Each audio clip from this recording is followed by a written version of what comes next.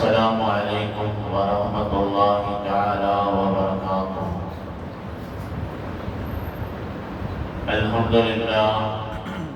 الحمد لله رب العالمين، والصلاة والسلام على سيدنا محمد وعلى آله وأصحابه أجمعين، أما بعد. فقد قال الله تعالى في القرآن العظيم والفرقان المجيد: وأعوذ بالله من الشيطان الرجيم، بسم الله الرحمن الرحيم. يمحق الله الربا ويربي الصدقات، صدق الله العلي العظيم. சர்வ புகழும் புகழ்ச்சியும் ஏக வல்லோனாகிய அல்லாஹ்வுக்கு உரித்தாகட்டுமாக. சாந்தியும் சமாதானமும் கண்மணி நாயகம் ஸல்லல்லாஹு அலைஹி வஸல்லம் அவர்கள் மீதும் அவர்களது அடிச்சுவற்றி அடிவருடாது பின்பற்றிய சத்திய சஹாபாக்கள், தாபீன்கள், தபஅ தாபீன்கள், நாதாக்கள், நல்லோர்கள், வலிமார்கள், குறிப்பாக நம் அனைவர் மீதும் அல்லாஹ்வுடைய சாந்தியும் சமாதானமும் என்றென்றும் குறைவின்றி நிறைவாக நிலவட்டுமாக. ஆமீன். அன்பரே, நம் சகோதரர்களே, அல்லாஹ்வுடைய நல்லடியார்களே, அல்லாஹ் சுப்ஹானஹு வ தஆலா இந்த இஸ்லாமிய மார்க்கத்தை பரிபூர்ண மார்க்கமாக அல்லாஹ் நமக்கு தந்திருக்கிறார். இந்த மார்க்கத்திலே அனைத்திற்கும் வழிகாட்டுதல் இருக்கிறது. எந்த ஒரு பிரச்சனையாக இருந்தாலும் சரி, எந்த ஒரு குழப்பமாக இருந்தாலும் சரி, அது எந்த காலத்தில் ஏற்பட்டாலும் சரி, அந்தந்த காலத்திற்கு தேவையான வழிகாட்டுதலை அல் குர்ஆன் நமக்கு வழங்கி கொண்டிருக்கிறது. அதில் பொருளாதார ரீதியாக இஸ்லாமிய வழிகாட்டுதல் என்பது ஆக மிகச் சிறந்தது. உலகத்தில் எந்த சமயங்களும் சொல்லாத அளவுக்கு நமது மார்க்கம் நமக்கு வழிகாட்டுதலை சொல்லித் தருகிறது. அதிலும் குறிப்பாக பொருளாதாரம் எப்படி சம்பாதிக்க வேண்டும் என்பதற்கும் இங்கே ஒரு வரைமுறை இருக்கிறது.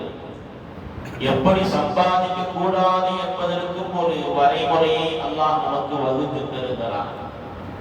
உலகத்துடைய சமயங்களில், உலகத்துடைய மதங்களில் பார்த்தீங்கன்னா இந்த ஒரு வழிமுறை என்பது கிடையவே கிடையாது. எந்த சமயத்திலும் கிடையாது. ஏதாவது ஒரு சமயம் நீங்க சொல்லுங்க பார்க்கலாம், எங்களுக்கு இப்படித்தான் சம்பாதிக்கணும் என்று கற்றுத் தருகிறது, இந்த காசெல்லாம் இப்படியெல்லாம் சம்பாதிக்காதீங்க அப்படின்னு சொல்லி தருகிறது. ஒன்று உலகத்திலே ஒரு சமயத்தையாவது, ஒரு மதத்தின் வழிகாட்டுதலையாவது நம்மால் பார்க்க முடியுமா என்று சொன்னால் நிச்சயமாக முடியவே முடியாது. இஸ்லாமிய மார்க்கத்தை தவிர உலகத்திலே அப்படி ஒரு சிறந்த வழிகாட்டுதலை எங்கும் பார்க்க முடியாது. அந்த அடிப்படையில் பொருளாதாரத்தை பற்றி குர்ஆன் பேசுகிறது. அது ஒரு சீனத், அலங்காரம். பொருளாதாரம் என்பது அது கைர், அது நல்லது என்று அல்லாஹ் பல்வேறு இடங்களில் நமக்கு சொல்லித் தருகிறார். அதனால் இஸ்லாமிய மார்க்கத்தை பொறுத்தளவுக்கு சம்பாதிக்கக்கூடிய விஷயத்திலே எந்த தடையும் கிடையாது.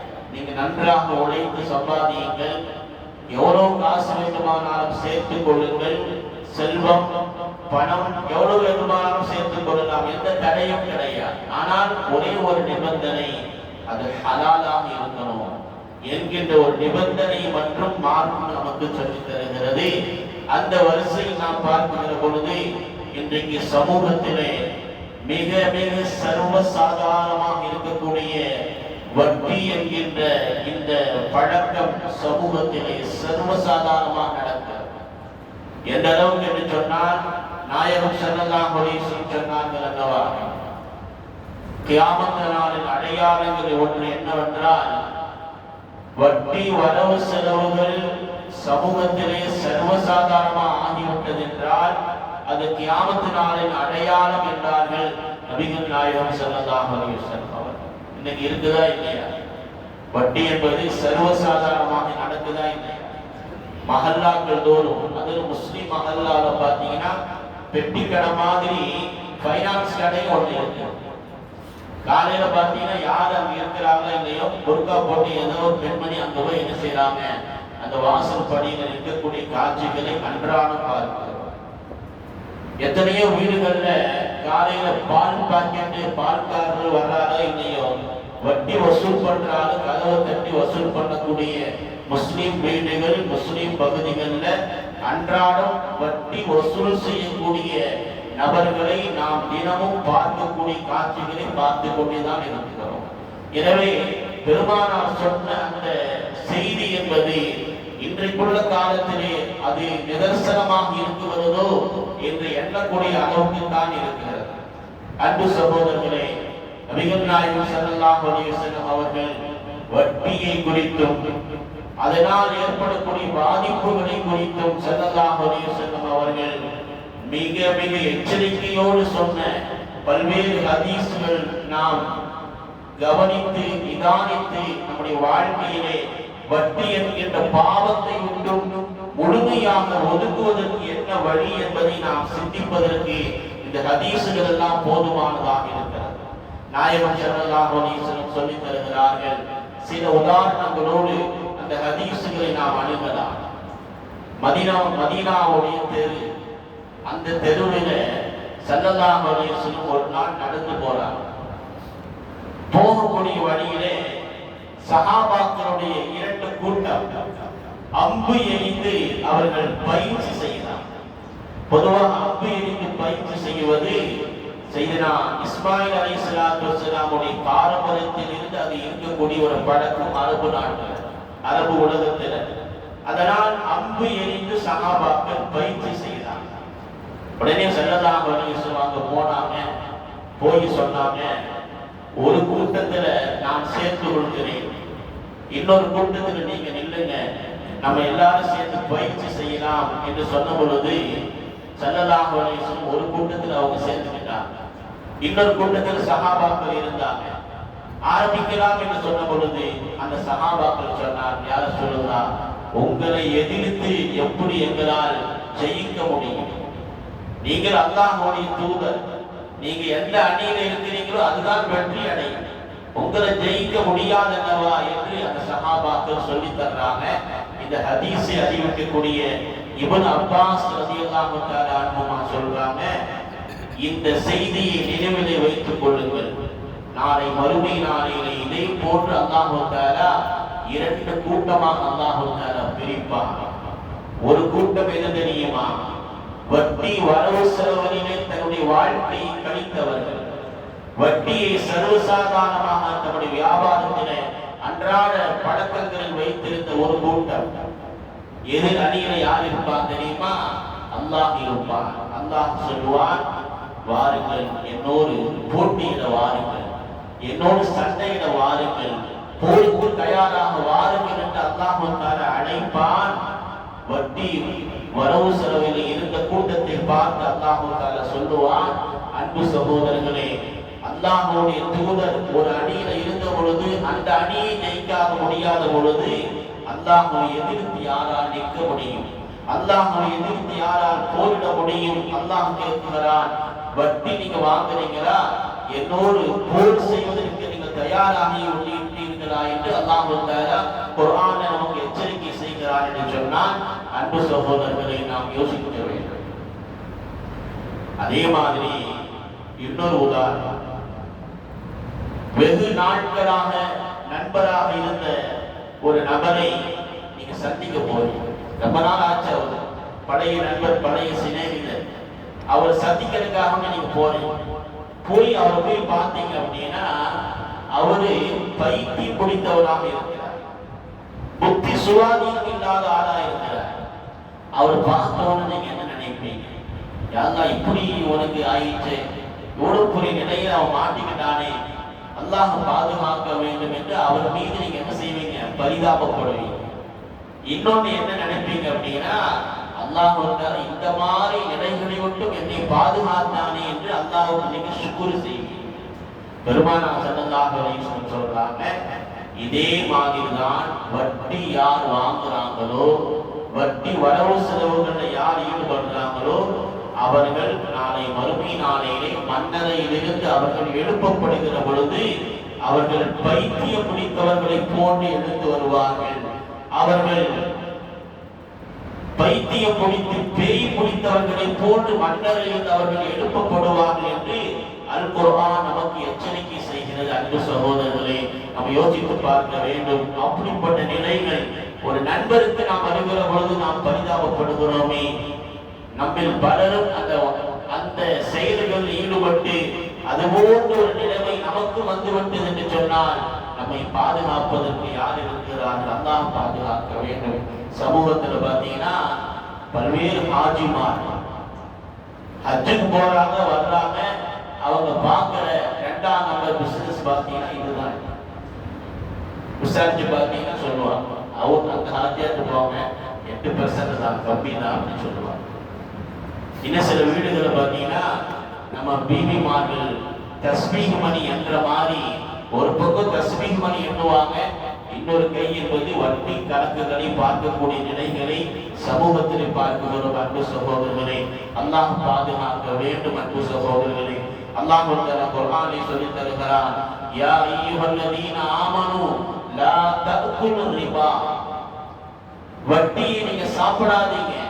அல்லாஹ் முலாஅஃபா, வட்டிக்கு மேல் வட்டியாக அந்த வட்டியை நீங்க சாப்பிடாதீங்க. வத்தகுல்லாஹ், வட்டியுடைய விஷயத்தில் அல்லாஹ்வை நீங்கள் பயந்து கொள்ளுங்கள். அப்படி பயந்து அதை விட்டு நீங்க வெளியே வந்துட்டீங்க அப்படின்னா நீங்கள் தான் வெற்றியாளர்கள், ஜெயம் பெற்றவர்கள் என்று அல்லாஹ் குர்ஆனில் சொல்கிறார். அல்லாஹ் வட்டிக்கு மேல வட்டி எப்படி தெரியுமா? ஒருத்தருக்கு ஒரு டைம் கொடுத்திருப்பார், பணம் வாங்கியிருப்பாரு, 1000 ரூபாய் வட்டி என்று பேசியிருப்பார். 10ஆம் தேதி கொடுக்க வேண்டிய காசு கொடுக்கிற காசு இல்லப்பா அப்படின்னா சரி பரவாயில்ல 20ஆம் தேதி தாங்க, ஆனால் அந்த 1000 சேர்த்து இன்னொரு 500 சேர்த்து தாங்க.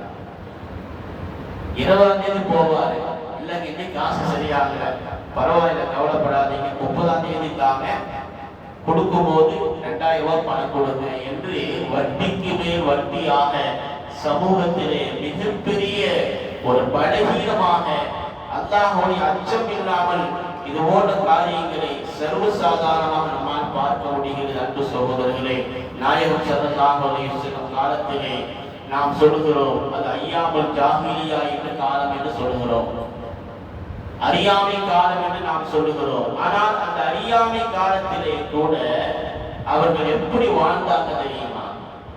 பெருமானாருக்கு 35 வயசு, காபத்துல்லாவை புனர் நிர்மாணம் செய்தார். பள்ளிவாசலை கட்டுவதற்கு காசை வசூல் பண்றாங்க. வசூல் பண்ணுகிற பொழுது அவங்க 2 நிபந்தனை வச்சாங்க. ஒரு நிபந்தனை என்ன அப்படின்னா, வட்டியுடைய காசை நம்ம வாங்கவே கூடாது, வட்டி காசு வாங்கக்கூடாது.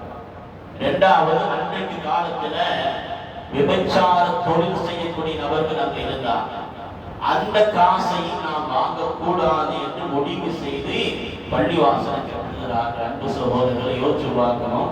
அறியாமை காலம் அப்படின்னு சொல்றோம், எப்ப பார்த்தாலும் சண்டை போட்டுட்டே இருப்பாங்க, அநாகரிகமான காரியத்தை செய்யக்கூடியவங்க என்றெல்லாம் இன்றைக்கு அடையாளப்படுத்தப்படக்கூடிய ஐயாமுல் ஜாஹிலியா காலத்தில் வாழ்ந்த மக்கள் காபத்துல்லாவை கட்டுகிற பொழுது வட்டி காசு அது ஹராமானது, அதை வாங்கக்கூடாது என்கின்ற ஒரு சிந்தனை அவங்களுக்கு இருந்திருக்கிறது.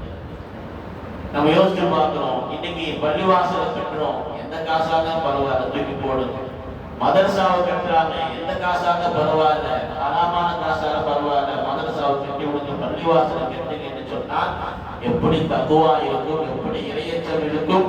அந்த மஸ்ஜித் நாம் தொழுகிற பொழுது நம்முடைய அமல்கள் அல்லாஹ்விடத்தில் எப்படி கபூலாகும். அன்பு சகோதரர், நாம் யோசிச்சு பார்க்க வேண்டும். அப்படி காசை வசூல் பண்ணி காபாவை கட்டுறாங்க. கட்டும் போது பாத்தீங்கன்னா இன்னைக்கு ஹத்தீம் அப்படிங்கிற அந்த இடம் இருக்கா இல்லையா, ஹஜ்ஜுக்கு போனோம், உம்ரா போனோம் தெரியும், அங்க போய் என்ன செய்யலாம், 2 ரக்காத் சுன்னத் தொழுவாங்க. அதுவும் காபத்துல்லாவை சேர்ந்ததுதான். காசு பற்றாக்குறை, ஹலாலான காசு இருக்கணும் அப்படிங்கிறது காசு இல்லை, அதனால் அந்த ஹத்தீம் அப்படிங்கிற இடத்தை விட்டுட்டு காபாவை கட்டினார்கள். இன்னைக்கும் அது அப்படித்தான் இருக்குது. அப்படி செஞ்சதுல ஒரு நன்மையும் இருக்குது. என்ன அப்படின்னா, நமக்கு இன்னைக்கு அங்க போய் தொழுதோம் அப்படின்னா காபத்துல்லா உள்ளேயே தொழுத மாதிரி அல்லாஹ் ஒரு நன்மையை தருவதற்கு அது காரணமாக இருக்கிறது. எனவே நாம் கவனத்தில் கொள்ள வேண்டிய செய்தி என்னவென்றால், அறியாமை காலத்திலேயே அவர்களுக்கு அந்த விழிப்புணர்வு இருந்தது. எந்த அளவுக்கு விழிப்புணர்வு அப்படின்னா, அப்போது ஸல்லல்லாஹு அலைஹி வஸல்லம் நபியாகவே ஆக்கப்படல, அப்போது குர்ஆன் அருளப்படல, வட்டி என்பது ஹராம் என்பது சட்டம் கூட வரல. அப்படிப்பட்ட நேரத்திலே கூட அதை விட்டு நாம் தவிர்த்திருக்கணும். வட்டி அது பெரும் பாவம் என்கின்ற எண்ணம் அவர்களுக்கு அல்லாஹ் தந்திருக்கிறார் என்று சொன்னால் நாம் யோசிக்க வேண்டும். அன்பு சகோதரர்களே, வட்டி வரவு செலவுல ஹராமான காசு பணங்கள் நம்முடைய வயிற்றுக்குள்ள போயிடுச்சு அப்படின்னா நம்முடைய அமல்கள் அல்லாஹ்விடத்தில் அங்கீகாரம் கிடைக்கிறது. என்னதான் தொழுதாலும் என்னதான் இபாதத்து செஞ்சாலும் அல்லாஹ்வுடைய கபூலியத் என்பது கிடைக்கவே கிடைக்காது. அல்லாஹ் பாதுகாக்கிறார்.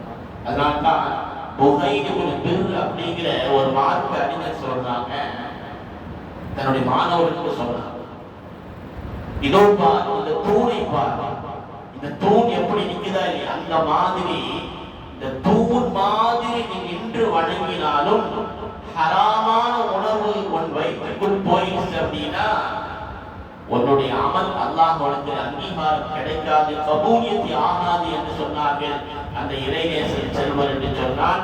அன்பு சகோதரர்களே, இபாதத் பெரிதல்ல, நோன்பு வைப்பது, அமல் செய்வது, தான தர்மங்கள் கொடுப்பது பெரிதல்ல, அது ஹலாலாக இருக்க வேண்டும் என்பதை நாம் நினைவிலே கொள்ள வேண்டும். அன்பு சகோதரர்களே, நமக்கெல்லாம் தெரிந்த ஒரு சஹாபி சஅத் இப்னு முஆத் ரலியல்லாஹு தஆலா அன்ஹு, அவங்க வரலாறு கேள்விப்பட்டிருப்பீங்க.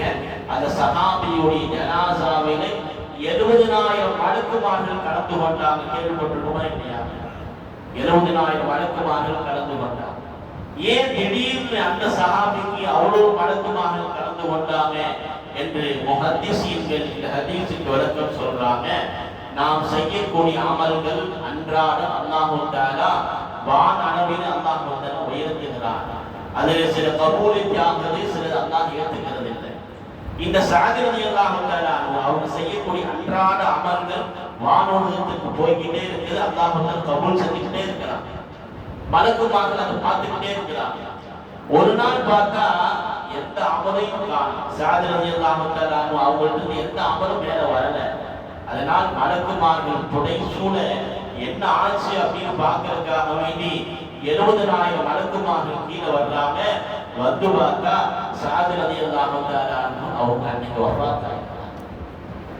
அப்ப யோசிச்சு பார்க்கணும், அவர்கள் எப்படி வாழ்ந்திருந்தால் அன்றாட அமல்கள் கபூலியத் அல்லாஹ்விடத்தில் ஏற்பட்டிருக்கும் என்பதை நாம் யோசித்து பார்க்க வேண்டும்.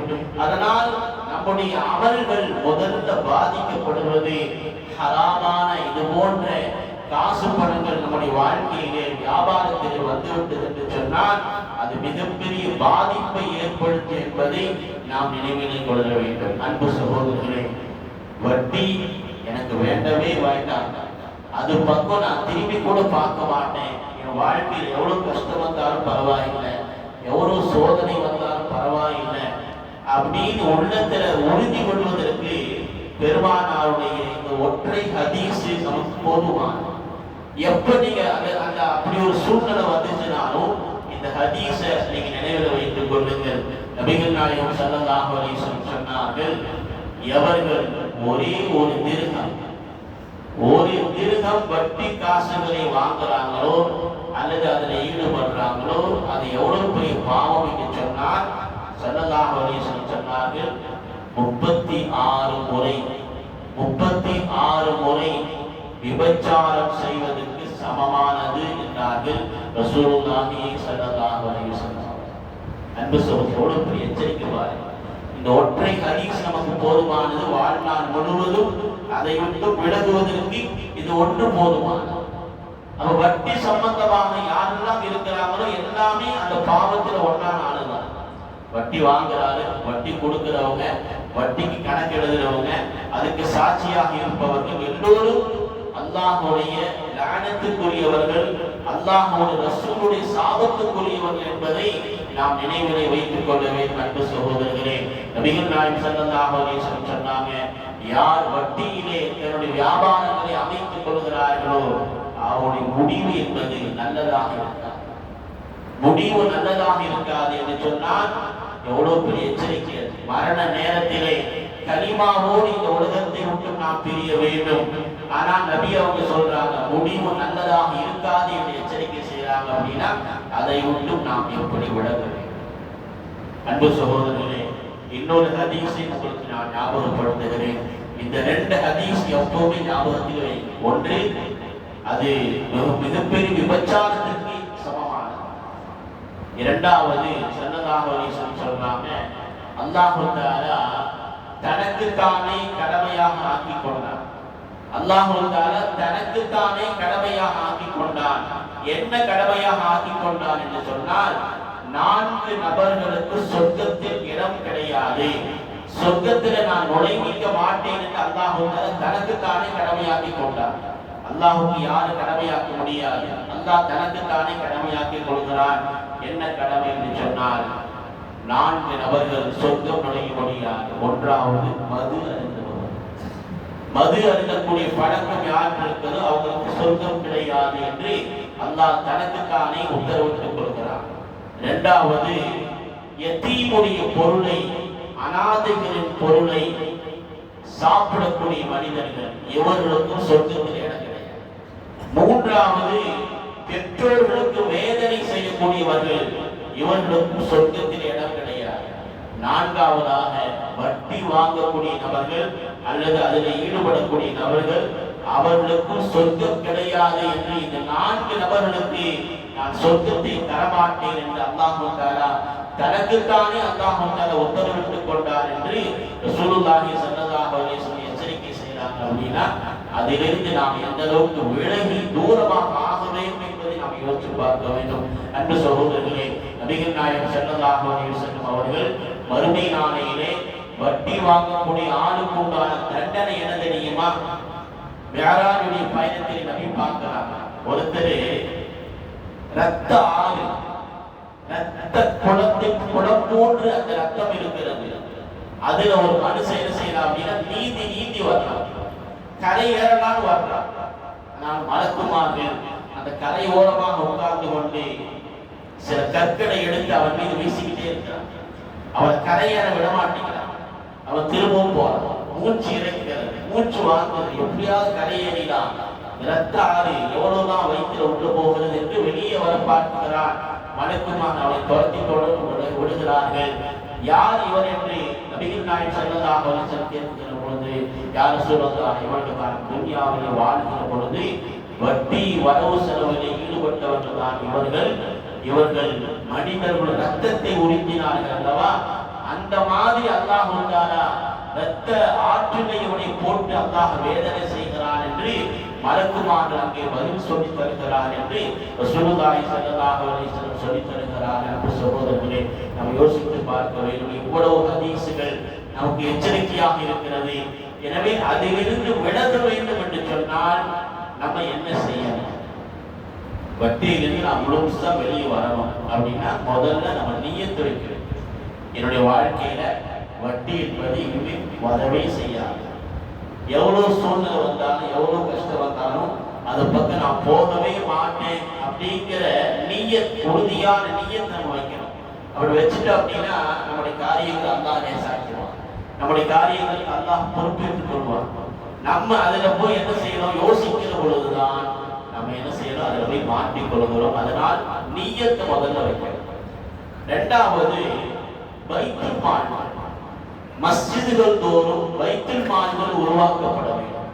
பைத்துல் மால்கள் உருவாக்கப்பட்டு வட்டி இல்லாத கடன் திட்டங்கள் என்பதை நாம் உருவாக்கி, பெருசா இல்லாட்டினாலும் கூட ஓரளவுக்கு தேவையான அளவுக்கு மக்களுக்கு கடன் இல்லாத அந்த காசுகளை கொடுத்து திரும்பி வாங்கக்கூடிய அந்த பைத்துல் மால்களை நாம் ஒவ்வொரு மஹல்லாவில் தோறும் நாம் ஏற்படுத்த வேண்டும். அப்படி ஏற்படுத்தி அதற்குண்டான நெறிமுறைகளை நாம் வகுத்து அதை நாம் செய்கிற பொழுது ஓரளவுக்கு சமூகத்தில் ஏற்பட்டிருக்கக்கூடிய இந்த சீர்கேடுகள் குறைவதற்கு அது காரணமாக இருக்கும். அன்பு சகோதரர்களை, வட்டியை பற்றி நாம் பேசுகிற பொழுது பல்வேறு நபர்கள் கேட்ட ஒரு கேள்விக்கு உண்டான ஒரு பதிலை நாம் இங்கே சொல்லிவிட்டால் அது எல்லோருக்கும் பயன் தரக்கூடியதாக இருக்கும். இன்னைக்கு சில பேர் என்ன செய்யறாங்க அப்படின்னா வியாபாரம் பண்றாங்க. எப்படி வியாபாரம் பண்றாங்க அப்படின்னா, ஒரு ஆள்கிட்ட ஒரு தொகையை கொடுக்க வேண்டும். 5 லட்சம் 10 லட்சம் 20 லட்சம் காசை கொடுக்குறாங்க. கொடுத்துட்டு நீங்க வியாபாரத்துல போடுங்க, அதுல மாசம் மாசம் எனக்கு ஒரு தொகையை தந்துருங்க லாபமாக அப்படின்னு சொல்லி அவங்க அந்த வியாபாரம் நான் செய்யறேன் அப்படின்னு நினைக்கிறாங்க. இப்படி செய்யலாமா அப்படின்னு பலரும் ஒரு கேள்வி வந்திருக்குது. அன்பு சகோதரர்களே, இது முற்றிலுமாக ஹராமான, ஒரு காலம் செய்யவே கூடாது. ஒரு வியாபாரத்துக்கு கூட்டு அப்படின்னா எப்படி இருக்கணும் தெரியுமா? லாபத்திலும் கூட்டாக இருக்கணும், நஷ்டத்திலும் கூட்டாக. அதுதான் வியாபாரம். இவர் என்ன செய்யறாருன்னா ஒரு தொகையை கொடுத்துட்டு அந்த தொகையை என்ன செய்யறாரு அப்படின்னா குறிப்பிடுறாரு. 5000 ரூபாய் தாங்க மாசம், உங்களுக்கு ஒரு 10,000 ரூபாய் தந்துடுறேன், 5 லட்சம் ரூபாய் தாங்க அப்படின்னு குறிப்பிட்டு நீங்க சொல்லிட்டீங்க அப்படின்னா அது முற்றிலுமாக ஹராமாக இருக்கிறது. இது போன்ற வியாபாரங்களை விட்டு நாம் தவிர்த்து கொள்ள வேண்டும். அன்பு சகோதரர்களை, வயசாயிருச்சு, என் கையில கொஞ்சம் காசு இருக்குது, நான் இதை வச்சு என்ன செய்யறது? இந்த மாதிரி பிசினஸ் பண்ணி மாசம் ஒரு 10,000 ரூபாய் வந்தா நம்ம காரியம் நடக்கும், அந்த காசு நமக்கு திருப்பி கிடைச்சிருமே என்ற இந்த வியாபாரம் என்பது முற்றிலுமாக ஹராம் என்பதையும் நாம் நினைவிலே வைத்துக் கொள்ள வேண்டும்.